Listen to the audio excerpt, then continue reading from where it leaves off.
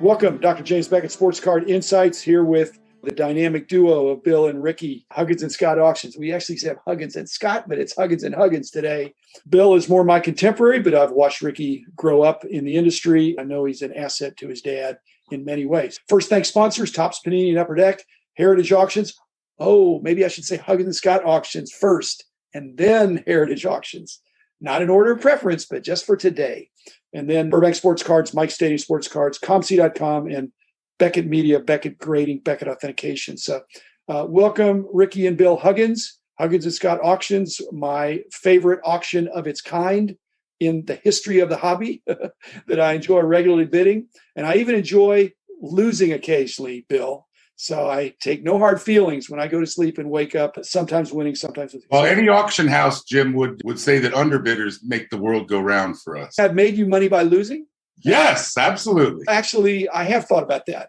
And at least somebody's going to be happy the next morning. And my wife, in the morning when I wake up, she says, "Did you win?" I said, "I don't know. I'm going to check my phone." I do not leave my phone by the bed. That is very unromantic and not recommended.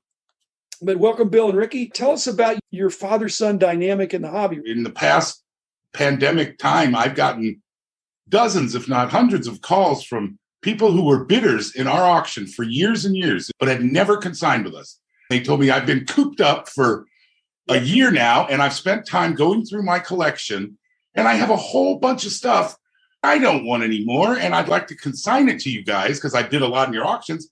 And they've all told me, "I'll probably spend every dime of it and then some on stuff I really want." In your same auction, maybe. Yeah. Oh, without a doubt. We do a consigner wash. If you consign stuff and bid stuff, we only trade checks one way. Do you have a preference that they would send you the stuff already organized, or do some of them keep it there and then drop ship it from there? The only stuff that gets drop shipped is warehouse collections and stuff like that. But I do have some consigners, Jim, who I would hire them to work for me to lot stuff. They are perfect. They know our audience. They know how to lot it.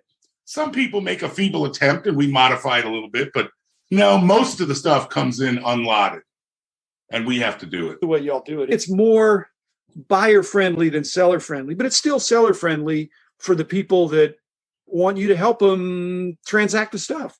Yeah, turn their stuff into money. Yeah, right. Yeah, and you've got to put some good stuff in with the bad.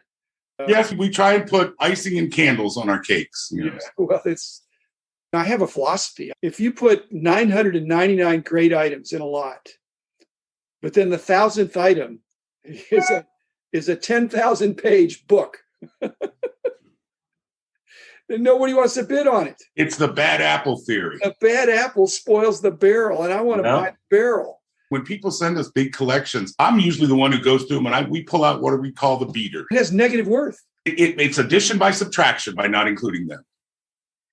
Actually, that one lot I got from you guys pre-COVID, that Chris ships it down to the truck depot and it's palletized. I got down there and now the people know me because I've been there a few times. Yeah, you're the guy with the Mercedes sedan that fills it up, these monster boxes of cards.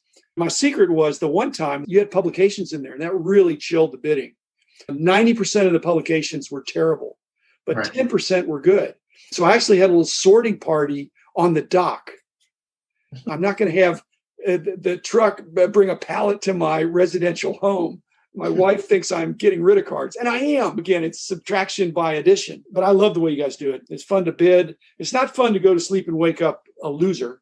Like I said, I'm not a loser, but I lost. Right. They'll sharpshoot me in the 29th minute.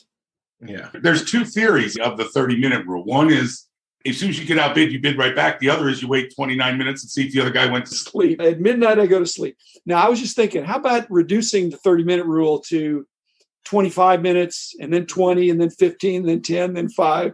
It's just after 3 or 4 rounds of that, 30 minutes at a time. If it was 15 even, that would be. Yeah. Gosh, I remember when I proposed that whole theory to Bill Master. It's brilliant. They all said, it'll never fly. That's brilliant. The 30-minute rule. Because I just hated sitting up. Yeah. You know, on the last day, you'd call in and, am I still high on this? Yes, you're still high. And then you call in, nobody had bid on your item since Wednesday, and the thing ends Saturday or something, but you didn't win it. Now, if nobody bids, go to bed. You won. One of your great contributions to the hobby. There we go.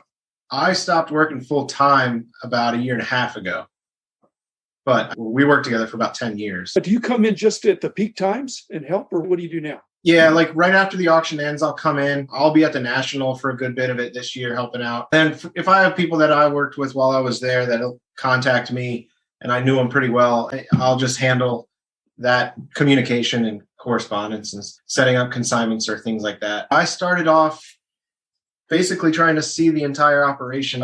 My dad has a retail storehouse of cards that's in Silver Spring, Maryland, and I ran that store for 3 or 4 years right out of college. I just naturally started taking on more and more responsibility. Then day-to-day operations at the auction, and did that full time for 7 years, and everything from putting together consignments and gathering consignments to closing an auction and bidding and doing catalog layout design. At the end of it, I was seeing pretty much every facet of the business. It was good. We worked pretty well together as father and son. We don't really have a type of relationship where we argue and don't get along. The Scott of Huggins and Scott is John Scott, and he has a commercial insurance agency. I started working for John Scott full-time January of 2020. And the office is 10 minutes away from the auction house. Days they would need me, I'd stop by after work, still help at peak times. When the auction's closing and a bunch of people need to be doing a bunch of different things all at once, I'll stop by and be there for a few hours to help close it out, make sure everything's going smoothly. Then the National coming up at the end of July, I'll be there while the guys are still at the main office helping out with the convention. I've rarely heard a person that has had 2 jobs that are more compatible than what you just described, Ricky. How good could it get? Yeah. With John Scott of Huggins and Scott, you're able to go to the National. You're able to help your dad for this amazing auction house, and you're 10 minutes away with your dad's partner's commercial insurance company, which I bet would fit you pretty well.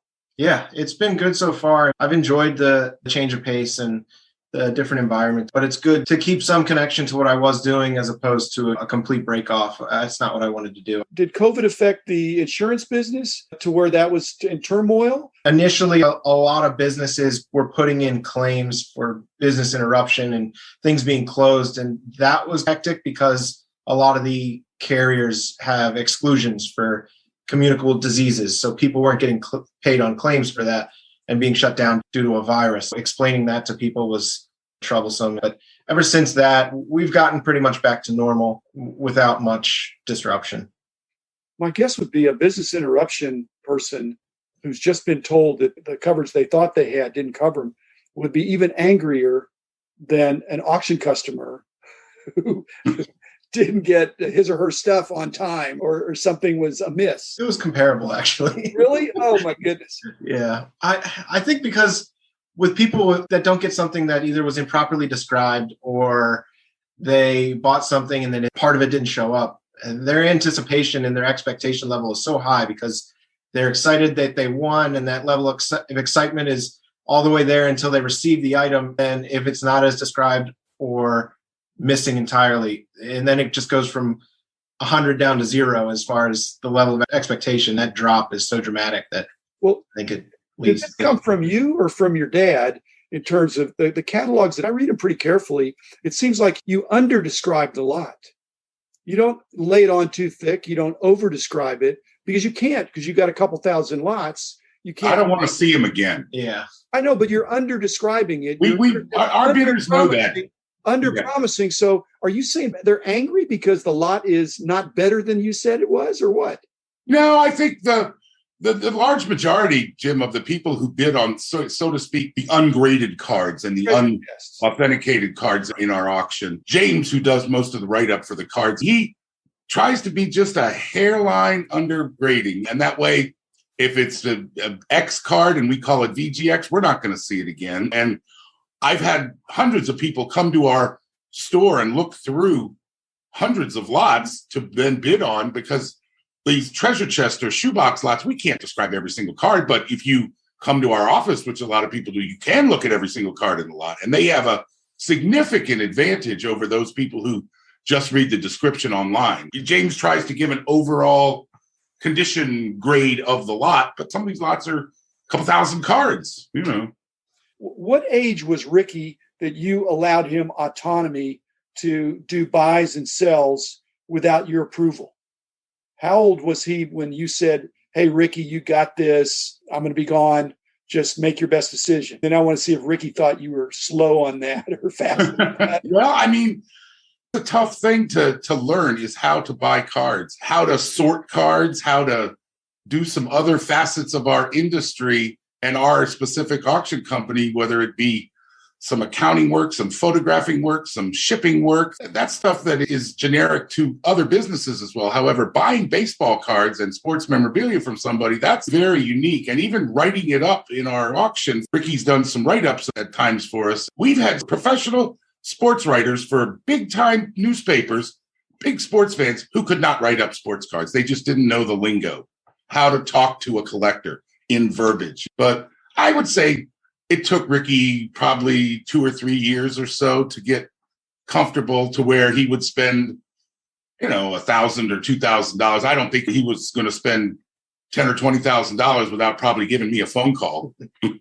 Bill, what have you learned from Ricky, watching Ricky in the business? I learned a lot. His way of dealing with people is calmer than I am. Ricky came into this business with the last name of Huggins, who had been here 25 years, and I knew just about everybody in the whole hobby. I really respect Ricky, and a lot of people have told me that Ricky never said to them, I'm Bill's son, so you have to respect me. He earned that respect. I heard that from hundreds of people who said that they loved working with Ricky. Some of them even said more than working with you. Ricky, what have you learned from your dad? Your dad's got a successful business on more than one level. Sometimes it's hard to work in family, but I like what you're doing now. You may be the best of both worlds now, but what were the highlights from your full-time working with your dad, what you picked up and learned? Several things. He instilled that you got to just remove fear of making a mistake from that decision. Trust your knowledge when you buy something, because if you're afraid to make a decision, you're not going to do anything. And he never burns bridges. Even if he tells somebody to go away on a specific deal or a specific item, he's not going to burn a bridge. If that person comes back around, he'll entertain what they got that time. A lot of times that was difficult for me to do. I would just want nothing to do with somebody that I didn't get along with or something like that. But he always gave somebody second, third, fourth, fifth tries.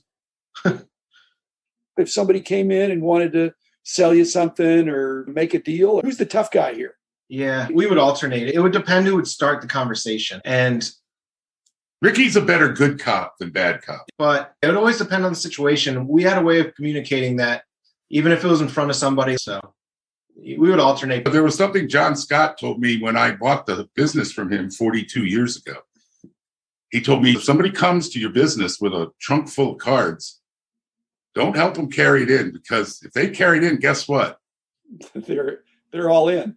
They're not going to want to carry it out.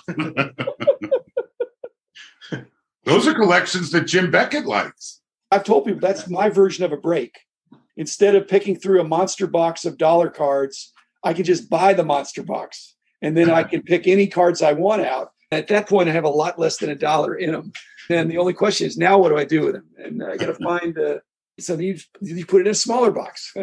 Or, Bill, I may be winding up sending it back to you at some point. Oh, Jim, you have no idea how much that happens. People will buy a bunch of lots from us and keep what they want and send me back the rest and say, Bill, just sell it. I got what I wanted, and anything I get is gravy. I've thought about bidding on a lot, and instead of paying for shipping, fly up there after the auction's over, go take these couple of monster boxes to a hotel room, go through it real quickly in 24 hours, leave you for the next auction what I don't want, and take the 200 cards that I wanted. That happens all the time with us. We've had people do that where they see what's in the thing. They say, send me this and this. You can either keep the rest of it or sell it for me. Depending on what they've left us, we do A or B. What they've left you sometimes sells for just as much as what they paid. It's happened. I've got to remember that. Yeah. Thanks, Bill. Thanks, Ricky. Thanks, listeners. Be back again tomorrow with another episode. Thanks, Jim. Be safe. The man